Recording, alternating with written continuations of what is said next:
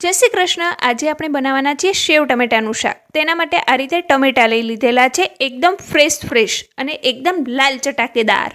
તો જોવામાં જ બહુ જ સરસ લાગે છે। હવે આને આપણે ઝીણા સુધારી લઈશું। તો આ રીતે આપણે એને ઝીણા સુધારી લીધેલા છે। હવે તેનો સરસ મજાનો વઘાર કરીશું। તો તેના માટે આપણે અહીંયા એક વાસણ ગેસ ઉપર ગરમ કરવા મૂકી દીધું છે અને સાથે તેલ લઈ લીધેલું છે એનો વઘાર કરવા માટે। હવે આપણું તેલ ગરમ થઈ ગયું છે, એમાં આપણે રાઈ એડ કરી દઈશું। હવે તેની જ સાથે આપણી રાઈ ગરમ થાય એટલે જીરું એડ કરીને તેમાં હળદર પાવડર એડ કરી દઈશું। હવે સાથે જ આપણે ઝીણું સુધારેલું મરચું, ઝીણું સુધારેલું આદું અને લીમડાના ફ્રેશ પાન લીધા છે તે આમાં એડ કરી દઈશું। અને આ જ સમયે હવે આપણે જે વટાણા લીધેલા છે અને સાથે આપણે લીલી તુવેરના દાણા લીધા છે તે બંને આમાં એડ કરી દઈશું અને ફટાફટ આપણું ઢાંકણ બંધ કરી દઈશું। એટલે કે આ દાણા જ્યારે ફૂટે તેલમાં તો એ આપણી ઉપર ઉડે નહીં અને આપણને દાઝી ના જવાય, એટલે આ પ્રોસેસ ઝડપથી કરવાની। હવે આપણો અવાજ બંધ થઈ ગયો છે, આપણે ઢાંકણ ખોલી લઈએ અને એને સાઈડમાં મૂકી દઈએ। હવે જો આપણા દાણા સરસ રીતે ફૂટી ગયા છે। હવે આપણે આમાં જે ઝીણી સુધારેલા ટામેટા રાખ્યા છે તે એડ કરી દઈશું। બધા જ એડ કરી દઈશું અને હવે આને સારી રીતે હલાવીને મિક્સ કરી લઈશું। જો કેટલો સરસ આ કલર લાગી રહ્યો છે, જોતાં જ મોઢામાં પાણી આવી જાય તેવું લાગી રહ્યું છે આ શાક। તમે પણ એકવાર આ ટ્રીકથી આ શાક બનાવીને જરૂરથી ટ્રાય કરજો। તમારા ઘરમાં તમને બધાને બહુ જ પસંદ આવશે। જો કેટલું સરસ લાગી રહ્યું છે, ગ્રીન એન્ડ રેડ, લાલ અને લીલો કલર બહુ જ સરસ લાગી રહ્યો છે। આ કલર દેખાવમાં જ બહુ જ સરસ લાગે છે, તો ખાવામાં પણ બહુ જ ચટાકેદાર લાગે છે આ શાક। આને બાજરીના રોટલા કે પરોઠા સાથે પણ સર્વ કરી શકાય છે। હવે આમાં મસાલો કરી લઈશું। તો તેના માટે આપણે અહીંયા લાલ મરચું પાવડર લીધેલું છે, જે તમારા ટેસ્ટ પ્રમાણે ઓછું વધારે કરી શકો છો। બને ત્યાં સુધી આમાં ઓછું જ રાખવું તમારે। તેની જ સાથે આપણે ધાણા જીરું પાવડર એડ કરશું, કારણ કે આ બને ત્યારે થોડુંક થઈ જાય છે આ શાક। તેની જ સાથે મીઠું એડ કરી દઈશું, જે તમારા સ્વાદ પ્રમાણે એડ કરજો।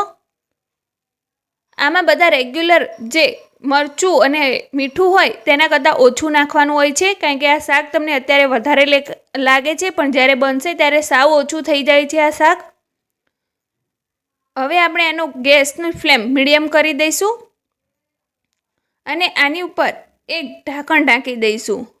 આમાં આપણે બિલકુલ પણ પાણી રેડવાનું નથી, પાણી વગર જ આ શાક બનાવવાનું છે। આનું જે ખુદનું ટામેટાનું શાક હોય તેનું ખુદનું જ પાણી છૂટતું હોય છે।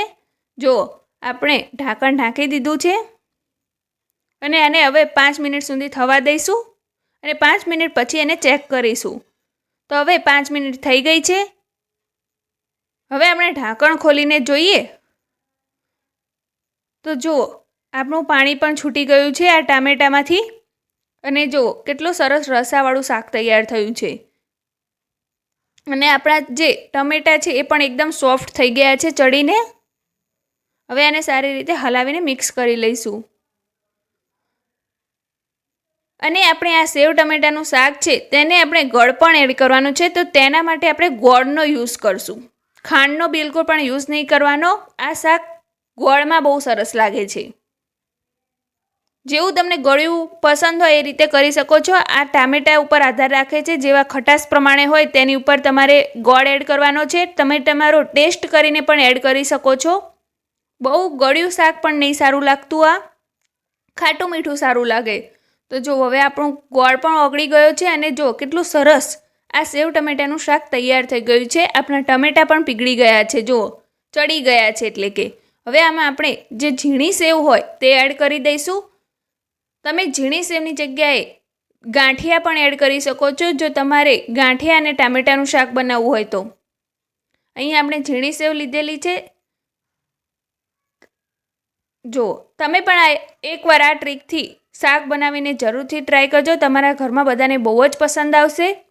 હવે જો આપણે લીલી કોથમીરના પાનથી એને ગાર્નિશિંગ કરી લઈશું અને તમે આ ચેનલ ઉપર નવા આવ્યા હોય અને હજી આ ચેનલને સબસ્ક્રાઈબ ના કરી હોય તો સબસ્ક્રાઈબ જરૂર કરી દેજો અને સાથે બેલ આઇકનને પણ જરૂરથી પ્રેસ કરી દેજો. જ્યારે હું વિડીયો મૂકું તો તેની નોટિફિકેશન તમારા સુધી સૌથી પહેલાં પહોંચે.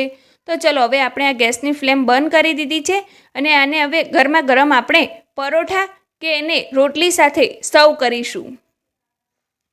તો તમે પણ આવી જાઓ આ ગરમા ગરમ સેવ ટમેટાનું શાક અને રોટલી ખાવા માટે. જો કેટલું સરસ બન્યું છે આ. તો ચલો હવે આપણે મળીએ એક નવા જ વિડીયો સાથે. ત્યાં સુધી બાય બાય, ટેક કેર.